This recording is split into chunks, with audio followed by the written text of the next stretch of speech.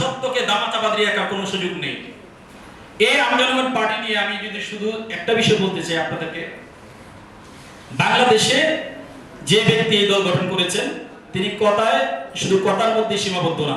বাংলাদেশে অনেক রাজনৈতিক দল আছে যারা শুধু কথার ফুলঝুরির মধ্যে আছে। আমজনগণ পার্টি আপনার কাছে মনে হচ্ছে যে এরকম ওইরকম এখনো ভাবে বড় কোনো সুরাও নিয়ে কাজ করছে না, শুধু আত্মপ্রকাশের মধ্যে কাজ করছে।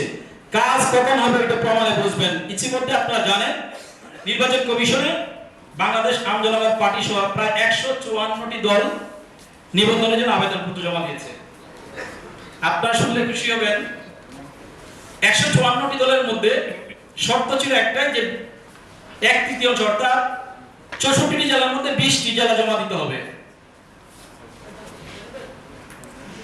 জনাব রফিকুল আমিনের আমজনগণ পার্টি 20টি জেলার মধ্যে 22টি জেলা জমা দিয়েছে ইনশাআল্লাহ। বাংলাদেশের মধ্যে এটা বলার মধ্যে সীমাবদ্ধ না, কাজের মধ্যেই সীমাবদ্ধ না, ইনশাআল্লাহ বাস্তবায়ন করে দেখায়।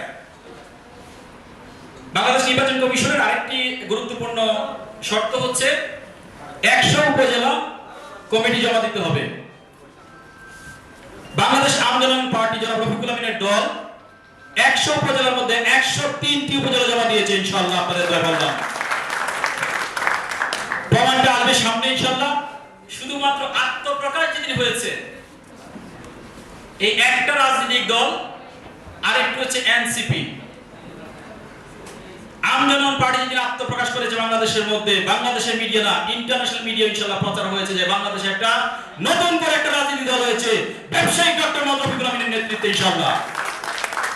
আমরা একটা বিষয় কথার মধ্যে আপনাদেরকে আরেকটা বিষয় জানাতে চাই, যারা আজকে মিডিয়ার বাইরে যারা আছেন, এই মিডিয়ার বাইরের উদ্দেশ্যে বলি, দীর্ঘ 12 বছর, এটা মিডিয়ার বাইরে কোনো দোষ নেই, ফ্যাসিস্ট সরকারের কিছু ব্যক্তি তারা এই 12টি বছর 45 লক্ষ মানুষের জীবন থেকে 12 বছর 3 মাস 5 দিন কেড়ে নিয়েছে। যার জবাবদিহি করতে হবে ইনশাআল্লাহ, করতে হবে। এই জন্য রাজনীতি করছি আমরা, করতে হবে, কোনো চাপ নেই। এই জন্য আমাদের কি করতে হবে? সংসদে যেতে হবে। যেখান থেকে আইন প্রণয়ন হয় সেখানে আমাদেরকে দাঁড়াতে হবে, আমাদেরকে আইন বাস্তবায়ন করে নিয়ে আসতে হবে ইনশাআল্লাহ। এই কাজটি আমরা করব। এই কাজ করার জন্য শুরুতে পরিশ্রম করতে হবে, শুরুতে কষ্ট করতে হবে, শুরুতে বাধার সম্মুখীন হতে হবে। ইনশাআল্লাহ আমরা বিশ্বাস করি বাংলাদেশের 45 লক্ষ মানুষ একটি চেইন অফ কমান্ডে বিশ্বাস করে।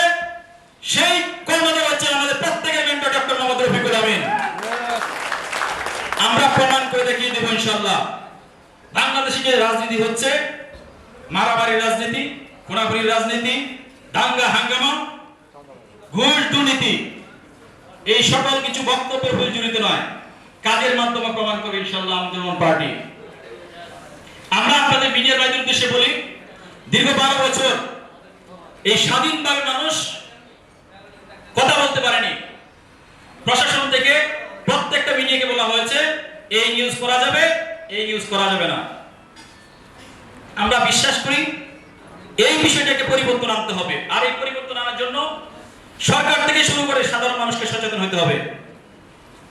আপনি এবং আমি এখন যত চিন্তাই করেন আপনি, এখন আর সত্যকে দামাচাপা দিয়ে রাখার কোনো সুযোগ নেই।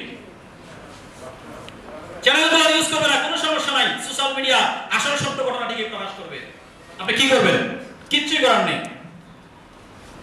দেশের 45 লক্ষ মানুষ ন্যায় বিচার থেকে বঞ্চিত, তার একটা বাস্তব উদাহরণ শুধু বলি, আপনারা সকলেই জানেন মামলা, যে কোনো মামলা হোক, যেটা যদি মার্ডার কেসের আসামি মামলা যদি হয়, একটা মামলায় 15 জন যদি আসামি থাকে, এই সকলের কি সমান অপরাধ? আপনারা সচেতন মানুষ, আপনারা সকলেই জানেন যে কোনো মামলায় 15 জন আসামি থাকলে সবাই কি সমান অপরাধ করে? করে না। ডেস্টিনিতে ন্যায় বিচার পায় না, তার সবচেয়ে বড় কারণ হচ্ছে এটাই।